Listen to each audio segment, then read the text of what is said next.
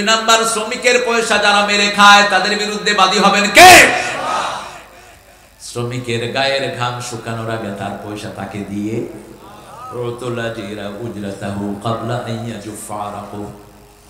আবার রাসূল সাল্লাল্লাহু আলাইহি ওয়াসাল্লাম বলেছেন, শ্রমিকের সাধ্যের অতীত বোঝা চাপায়ও। বিবিকে অতিরিক্ত কাজ দিয়েছেন, এটাও আপনি জুলুম করেছেন। আপনার কাপড় ধোয় কে? কথা কম। ঘর গোছায় কে? রান্না করে কে? বউ।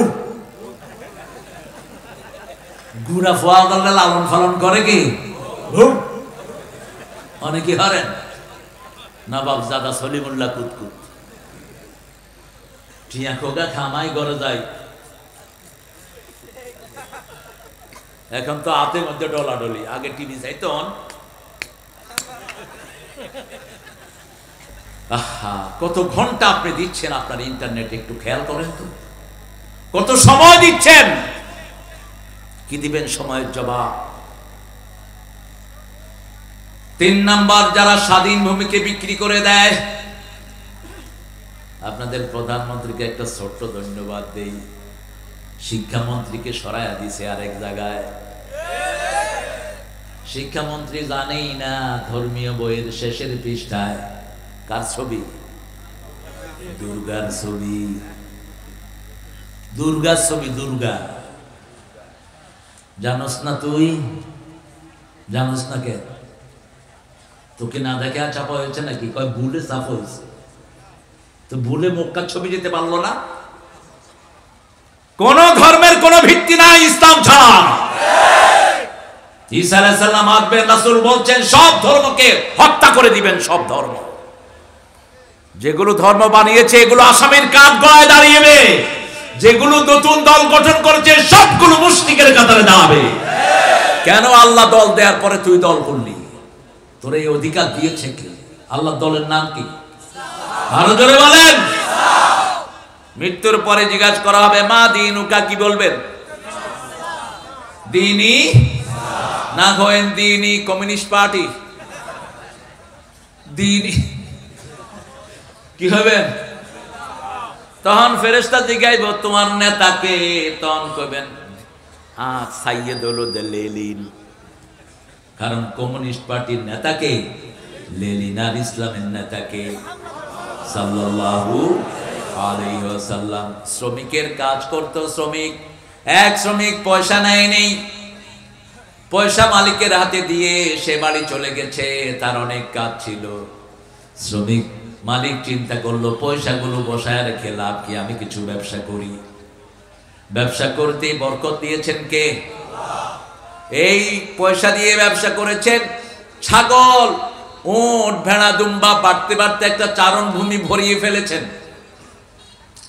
অনেক দিন পরে ওই শ্রমিক হাজির, এসে বলছে মালিক আমাকে চিনছেননি। শ্রমিককে আপনারা কি বলেন? হ্যাঁ, কি হয়? আইল্লা। আল্লাহ তুই আমারে হেফাজত কর। কি ভাষা দিলেন তো ওনারা? আইল্লা। ও আইল্লার বড় খৈল্লার লাই। হ্যাঁ, ও থাক, গৌর তো কোরআনে, কোরআনেও তো সূরা মুলক ইন আসবাহা মাউকুম গাওরান। এখন কোন গৌর আপনারা বলতেছেন কি জানেন? গৌর দুইটা জায়গায় এসেছে, সূরা কাহাফেও এসেছে, সূরা মুলকের শেষ আয়াতেও এসেছে। বিশুদ্ধ পানি কে তুলে দেন নিচ থেকে? কে? আল্লাহ তুলে দেন। নিচেরটাই খাবেন, বোতলের না। বোতলের পানিগুলো ক্ষতিকর।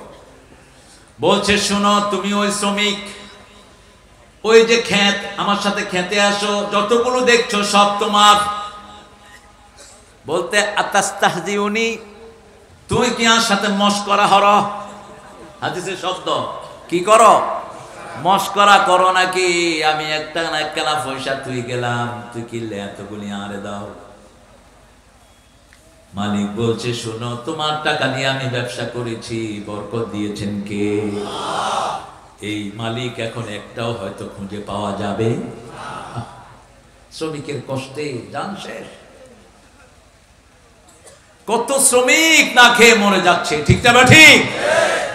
পাওয়ার হাউসে 6টা শ্রমিককে গুলি করে মেরেছে। কয়টা? 6টা।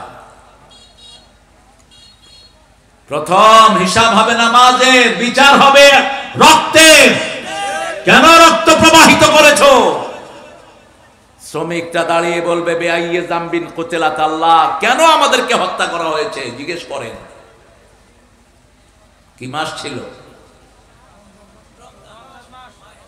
জানেও না কি মাস। আল্লাহ ওই 6টা শ্রমিককে জান্নাতুল ফেরদাউস দাও, তাদের পরিবারকে তুমি রহমত দিয়ে মালামাল করে দাও, তাদের সন্তানদেরকে পৃথিবীর সর্বশ্রেষ্ঠ মানুষ বানিয়ে দাও, আখিরাতের সর্বশ্রেষ্ঠ নিয়ামত তাদেরকে দান করো। শহীদ হতে চান তো? চান তো? কে কে হাত তুলে দেখা দেন।